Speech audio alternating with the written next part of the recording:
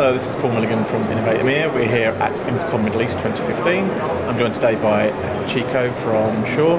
Welcome, thank you for joining us. Thank you. First question, what are your views on the show? Has it become an important part of doing business in the region? So InfoComm is the first time we've actually presented Shure as a brand. Yeah. Shure has been in the market for some time indirectly to our distributors. We only opened the Middle East and Africa office in Dubai last year, so this is our first presence at the show. Okay. It's been a great platform for us to meet the customers from the systems-oriented markets, so system integrators, consultants, make sure that they're aware of our solutions today and show them certain technologies they've never perhaps seen before. Okay. So far it's been great, a great turnout for us. Sure. Yeah. And how would you say what is the health of the kind of systems integration market in the Middle East right now? Well, despite the fact that the oil prices are not where they used to be, let's say a few months back, I think that infrastructure projects, universities, entertainment venues, all of that's currently happening in the Middle East region. Okay. However, we manage more than just the Middle East. We manage also Africa, so there's also a lot of prospects in Africa. Sure. There's development in South Africa, for instance, in Nigeria. Okay.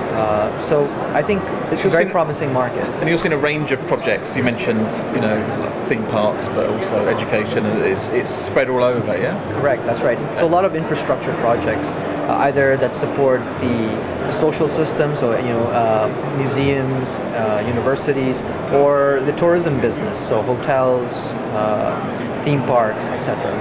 And what countries in the Middle East and Africa have been particularly strong for you right now, and there are other ones that are maybe not doing so well? Could you kind of go through those for me? Dubai being such a vibrant city and a main hub for this region, obviously right now is the majority of the business where it's coming from, but we see a lot of opportunity and promise from places like Kuwait, Qatar, Saudi Arabia, and in Africa. South Africa is an important market for us, but we also see other opportunities in places like West Africa and parts of North Africa. Okay. And with the World Expo and the World Cup coming to the Middle East in the next 5 to 7 years, do you think those two events will have a big impact on the systems integration market? I think in Qatar with the World Cup, I think that's already having an effect. Yeah. There's a lot of things happening already there. Not just with the stadiums, but with supporting projects like hotels, for instance. And in terms of Expo 2020 here in Dubai, there's definitely the main site, which is where the expo will take place. But there are a lot of projects that are happening around it to support it. So whether that be the transportation infrastructure, like the metro line being extended, or some more hotels to add capacity, or the canal project, etc. So I think all of that has some part to play, not only in the near future, but in the long term of the market. Yeah, absolutely, yeah. It seems there are, you're right, it's not just the big building, there is a lot to support that big building, and that includes a lot of AV as well. Yeah, I think it's not just we're building for Expo 2020. I think there's a long-term plan, and Expo 2020 is part of that. Yeah, sure. And finally, what technologies is it that integrators and consultants are coming to you and asking for? Are you seeing any kind of product trends or any kind of product segments that are really kind of hot right now or proving popular? Well, everybody is talking about convergence, AV and IT.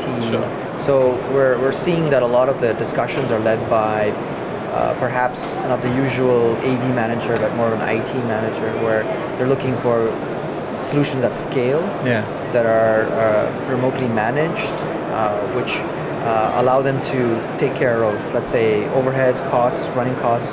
So what that means to us is like products that are networkable, products that are green or environmentally friendly. So we use our lithium-ion technology battery system, for instance, in all our products now.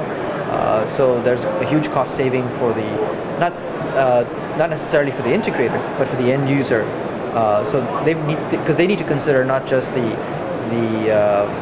purchasing of the product, but also the cost of ownership. Okay. And then another thing also is security. So in the corporate market, for instance, a lot of emphasis has been on security. So a lot of our new wireless technology, for instance, includes encryption as an example. Yeah.